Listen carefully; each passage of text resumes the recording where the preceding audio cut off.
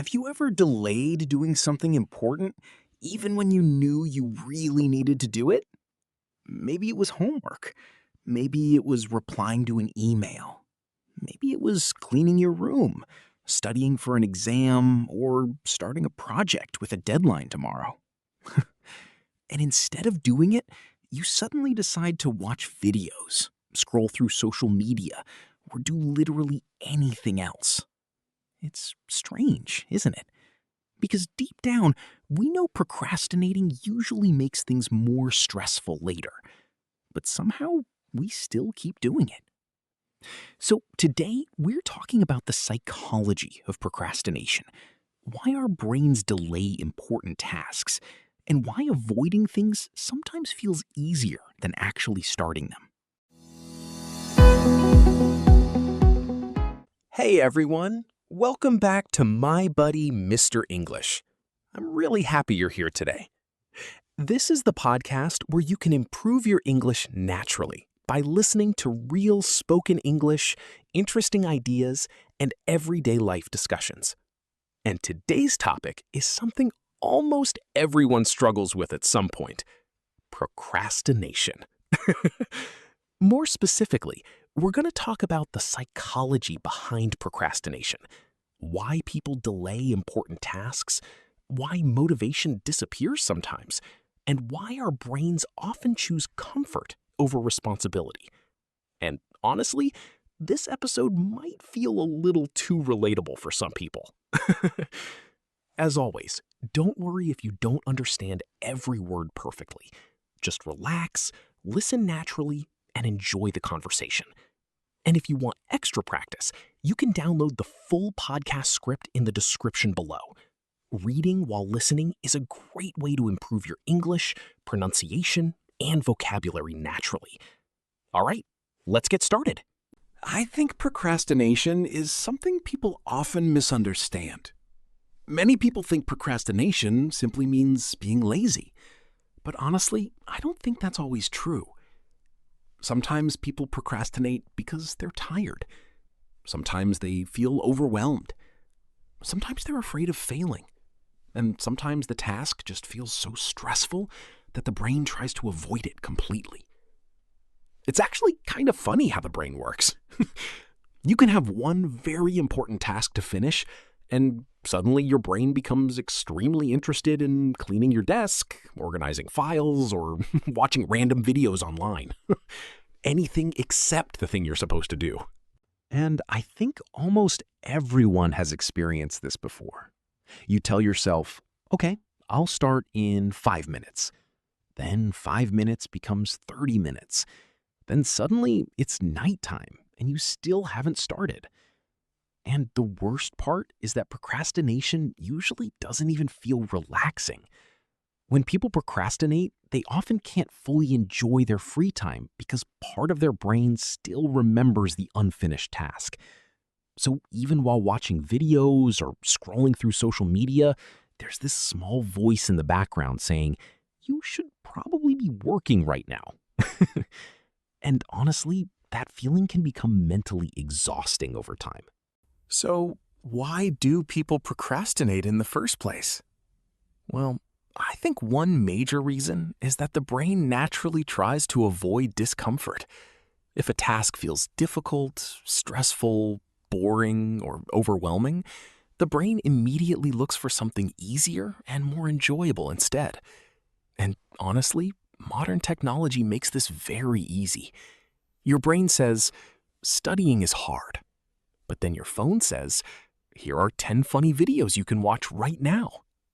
And obviously, the second option feels much better in the moment. The problem is that procrastination gives temporary comfort. For a short time, avoiding the task feels relaxing.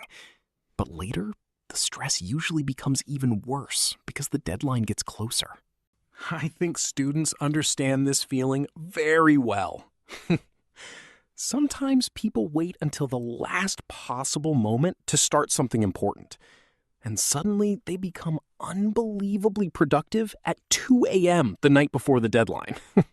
It's stressful, but strangely common. Another reason people procrastinate is perfectionism. Some people delay starting because they want everything to be perfect. They think, what if I fail? What if it's not good enough? What if people judge me? So instead of risking failure, they avoid starting completely, which is kind of ironic because not starting usually creates bigger problems later. I also think social media has made procrastination much worse. Because now, distraction is available every second of the day. Years ago, if people felt bored while studying or working, there weren't as many ways to escape instantly.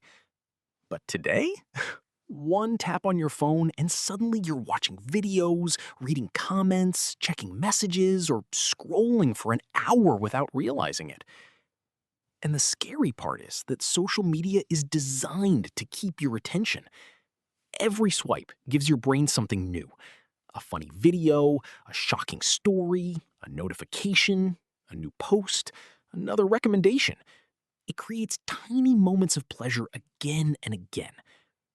Psychologists often call this dopamine, the feeling of reward or satisfaction. The brain starts preferring quick entertainment over difficult tasks because difficult tasks usually don't give immediate rewards. Studying for 2 hours feels hard. Finishing a project takes effort. Learning a skill takes patience. But watching short videos? Instant entertainment. And honestly, I think this changes the way people focus. Many people now struggle to sit quietly and work on one thing for a long period of time. Even after just a few minutes, the brain wants stimulation again. It wants something faster, easier, and more entertaining. And I think that's one reason procrastination feels more common now than ever before. I think what many people don't realize is that procrastination is often emotional, not logical. Most people already know what they should do. They know they should study. They know they should exercise. They know they should finish their work earlier. The problem usually isn't knowledge. The problem is emotion. Sometimes people procrastinate because they feel anxious. Sometimes they feel mentally exhausted. Sometimes the task feels too big, so the brain treats it like a threat instead of a normal activity.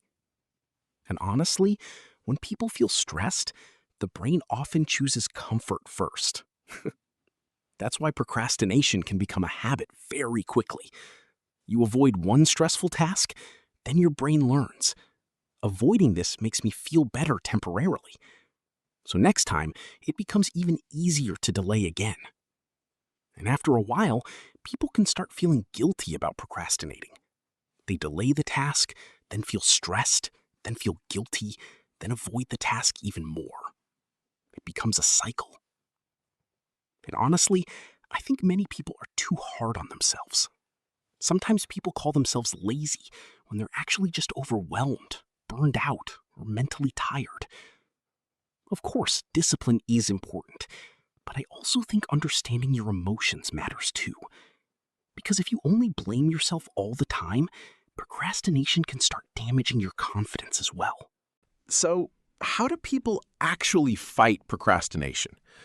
Well, honestly, I don't think there's one perfect solution, but I do think small habits can make a big difference over time. One thing many people recommend is making tasks feel smaller, because sometimes the brain gets overwhelmed by big goals. For example, if you tell yourself, I need to study for 5 hours, your brain immediately wants to escape. But if you say, okay, I'll just study for 10 minutes, starting suddenly feels easier. And interestingly, starting is often the hardest part. Once people begin, the task usually feels less scary than they imagined. Another helpful thing is reducing distractions. Honestly, phones are dangerous for productivity. Sometimes just putting the phone in another room can improve concentration immediately.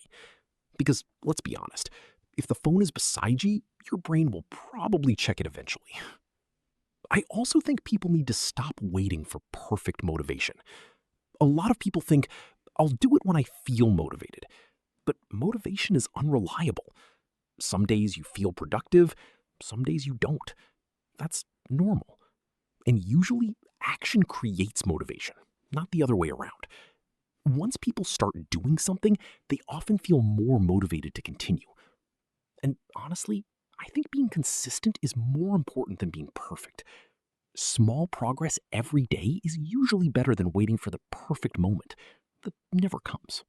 All right, before we finish today's episode, let's review some useful vocabulary and expressions from today's discussion. And honestly, these are words you'll hear very often when people talk about productivity, studying, work habits, or self-improvement. So let's start with the first word, procrastinate. To procrastinate means to delay doing something that you should do. Example, I kept procrastinating instead of starting my assignment.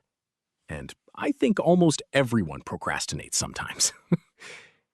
Next word, overwhelmed. This means feeling like you have too many things to handle at once. Example, I felt overwhelmed by all the work I needed to finish. When tasks feel too big, people often avoid them completely. Next, deadline. A deadline is the final time or date when something must be completed. Example, I finished the project 1 hour before the deadline. And honestly, some people only become productive when the deadline becomes scary enough. Next word, distraction. A distraction is something that takes your attention away from what you should focus on. Example, social media is a huge distraction while studying. And nowadays, distractions are literally everywhere. Next expression, burned out. If someone feels burned out, they feel mentally and emotionally exhausted from too much stress or work. Example, after working nonstop for weeks, she felt completely burned out. And one more useful expression, to put something off. This is a very common phrasal verb that means to delay something. Example, he kept putting off his homework until the last minute, which honestly is basically the definition of procrastination. And here's a small tip. Try learning vocabulary through real conversations and real situations instead of only memorizing lists. It usually helps words feel more natural and easier to remember long term. So now I want to ask you something. What do you usually do when you procrastinate? Do you scroll through social media, watch videos, clean your room suddenly? Or maybe you convince yourself that you'll start tomorrow. And honestly, do you think procrastination comes more from laziness or from stress and feeling overwhelmed? I think that's a really interesting question. Because sometimes people look lazy on the outside, but internally they're actually feeling anxious, mentally exhausted, or afraid of failing. So if you're listening on YouTube, feel free to share your thoughts in the comments. What is the biggest thing that distracts you when you're trying to focus? All right, that's it for today's episode. I hope you enjoyed this discussion and learned some useful English vocabulary and expressions naturally while listening. And honestly, if today's topic felt a little too relatable, don't worry, you're definitely not the only one. Procrastination is something almost everyone struggles with sometimes, especially in a world full of distractions and constant notifications. But remember, progress doesn't have to be perfect. Even small steps matter. And if you want extra English practice, don't forget that you can download the full podcast script in the description below.